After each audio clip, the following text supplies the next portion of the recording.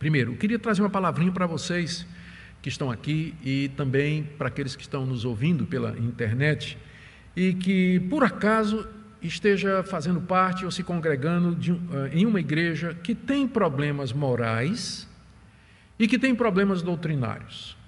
Antes de você sair dessa igreja, reflita no que você acabou de ouvir nessa noite. Porque provavelmente a próxima igreja para onde você vai ter problema semelhante. Vai ter problema semelhante, vai ter. Então, sempre a nossa orientação é: só saia da sua igreja quando ela realmente se tornar uma seita. E o que seria se tornar uma seita? Quando ela abandonar as verdades centrais do Evangelho. Quando o pastor ou os pastores começarem a pregar um outro Evangelho e introduzir práticas que não têm fundamento na Escritura e que então fique impossível para você cultuar a Deus. Não tem como você cultuar a Deus naquele ambiente. Aí você pode pensar em sair. Mas, veja, o que é que Paulo considera essa igreja como sendo igreja de Deus. Uma igreja em que ele tem esperança, uma igreja em que ele tem confiança. Portanto, pense bem, nada é mais prejudicial para o testemunho evangélico do que as nossas fragmentações. Os nossos inimigos passam isso direto na cara da gente, que a gente se divide por nada.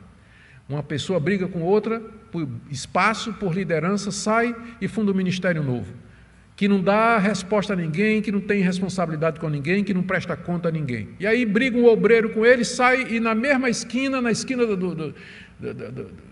logo depois da quadra seguinte, ele abre um galpão, outra igreja, e leva os membros para lá. É uma história que a gente ouve todo dia. Então, pensa bem antes de contribuir para essa loucura, para esse espírito divisionista que tem no meio de nós.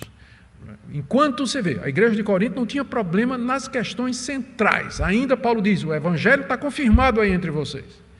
Então, se você está numa igreja assim, onde tem alguns problemas, tem algumas dificuldades, então, ora, fala com a liderança, exerce os direitos que você tem de se pronunciar, de pedir ajuda e por aí vai, antes de pensar em sair. Lembre que nem sempre é possível separar o joio do trigo aqui nesse mundo. Não é. Essa separação vai ser só na vinda do Senhor Jesus. Segunda coisa, e aqui eu preciso falar um pouquinho mais firme. Se por acaso você está debaixo do ministério de um apóstolo, eu queria que você pensasse duas vezes. Apóstolo, só Paulo e os 12. Nesse sentido só tem eles. Se o seu líder, ele usa o termo apóstolo no sentido de missionário, beleza, você não tem com o que se preocupar. Mas se ele usa o título de apóstolo para dizer que ele recebe revelações diretas de Deus, que ele tem autoridade para trazer novos ensinos, que ele não pode ser questionado, então você está com problemas. Tá? Você está com problemas. Só estou dizendo, você está com problemas. Minha terceira palavra é para aqueles irmãos que acreditam que Deus não concede dons espirituais hoje. É claro que sim. A igreja de Corinto era uma igreja que tinha dons espirituais. É claro que Deus dá dons espirituais.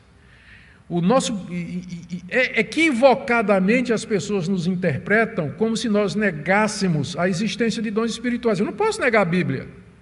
Não posso negar a Bíblia. O que nós temos dificuldade, a gente vai ver mais na frente, é como esses dons são usados e particularmente aqueles dons relacionados com revelação doutrinária da história ou do plano da salvação. Que isso aí são restrições que o próprio apóstolo Paulo faz, não somente aqui, mas mais adiante. A começar do fato de que ele se apresenta como apóstolo, ele quer a autoridade e ele quer que todos se submetam à autoridade dele. Não temos gente mais como o apóstolo Paulo, que possa falar dogmaticamente, produzir escritura, trazer uma palavra de Deus que seja infalível, autoritativa e que todo mundo tem que se curvar diante dela. Não temos mais gente como ele, o que já mostra que há uma diferença. Mas dizer que a gente não acredita em dons espirituais, realmente é fazer uma caricatura, não é, do pensamento reformado. Por outro lado, se você pensa que dom espiritual é marca do avivamento ou de uma igreja saudável, pense de novo.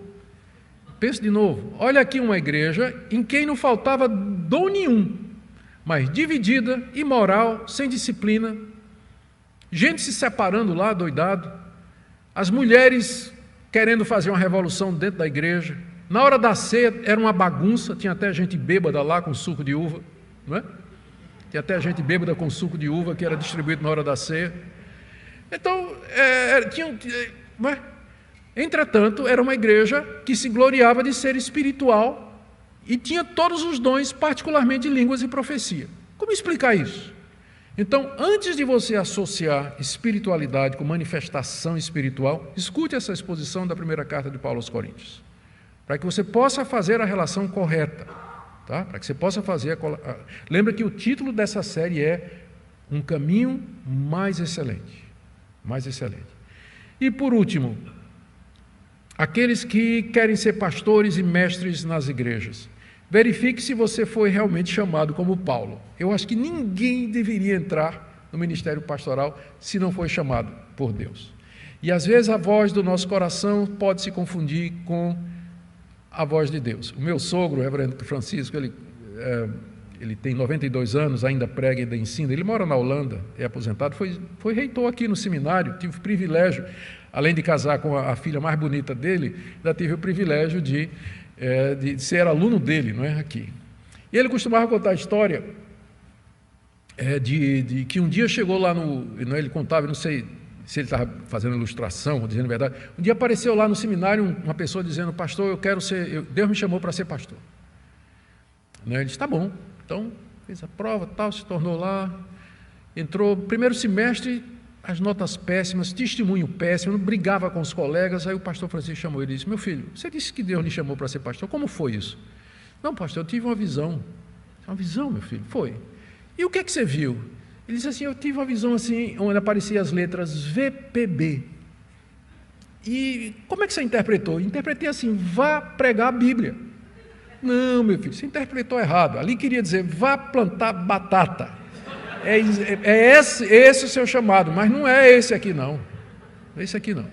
Então, antes de você confundir a interpretação da visão e do chamado, verifique isso que Paulo apresenta com tanta segurança aqui. Ele é apóstolo chamado por Deus. Veja se você de fato tem chamado, porque o ministério pastoral, ele é pesado, ele é cansativo, ele traz desânimo. Só nessa pandemia, mais de 20% de pastores americanos já abandonaram o seu ministério. Mais de 20% de pastores americanos, eu não sei a proporção aqui no Brasil, mas é alguma coisa que você tem que pensar. Você pode servir a Deus de outra maneira. Deus precisa de médico, de enfermeira, de motorista de Uber, de advogado, de juízes, deputados que sejam crentes, que temam a Deus e que sirvam a Deus em todas essas áreas onde os pastores não entram. Deus precisa de pessoas assim. Pensa nisso, antes de decidir que Deus está lhe chamando para ser pastor. Cristo vai confirmar vocês. Quer dizer, Ele vai fazer com que vocês fiquem firmes até o fim. Nós estamos diante aqui da doutrina da perseverança dos santos. Já vimos a doutrina da eleição, eu nem chamei desse nome, mas foi. Já vimos a doutrina da eleição, o chamado irresistível, e agora a doutrina da perseverança final dos santos. Cristo vai confirmar vocês, porque vocês foram chamados por Ele, chamados por Deus, vocês são a igreja de Deus. Então, Ele vai confirmar vocês até o fim aqui até o fim dos tempos, das épocas, até a chegada do nosso Senhor Jesus Cristo, para que vocês sejam irrepreensíveis no dia de nosso Senhor Jesus Cristo. Respondendo, talvez, ao questionamento de muitos que têm dificuldade com as doutrinas da soberana graça de Deus, porque pensam que elas levam a uma vida dissoluta, uma vez que o crente se sente seguro. Mas, ao contrário, Deus nos chama para sermos irrepreensíveis, para sermos santos. Já vimos isso no dia de Cristo Jesus. Segunda coisa que dá segurança a Paulo. Primeiro, Cristo vai confirmar. Segundo, verso 9, Deus é fiel. Esse Deus que chamou vocês para a comunhão do seu Filho Jesus Cristo, Ele é fiel. O que Ele prometeu, Ele vai cumprir. Aquilo que Ele disse, Ele vai realizar. Ele não falha, Ele não esquece, Ele não muda e, portanto, vocês estão seguros na mão dEle. Não é impressionante como Paulo começa a carta já dando essa abordagem?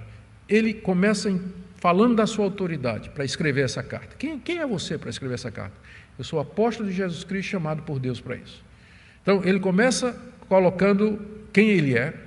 Depois ele diz o que ele pensa da igreja, é a igreja de Deus em Corinto, a igreja de Deus chamada para ser santo, mesmo no meio daquela cidade tão corrupta, mas é a igreja de Deus, para quem ele deseja graça e paz. Ele consegue ver as bênçãos de Deus na vida daquela igreja, uma igreja que foi alcançada, uma igreja cheia de dons espirituais, uma igreja que tinha palavra, uma igreja que tinha compreensão, e ele tem convicção de que aquela igreja haverá de permanecer, porque Cristo vai confirmá-los, e Deus haverá de guardá-los, porque Deus é fiel, o Deus que os chamou.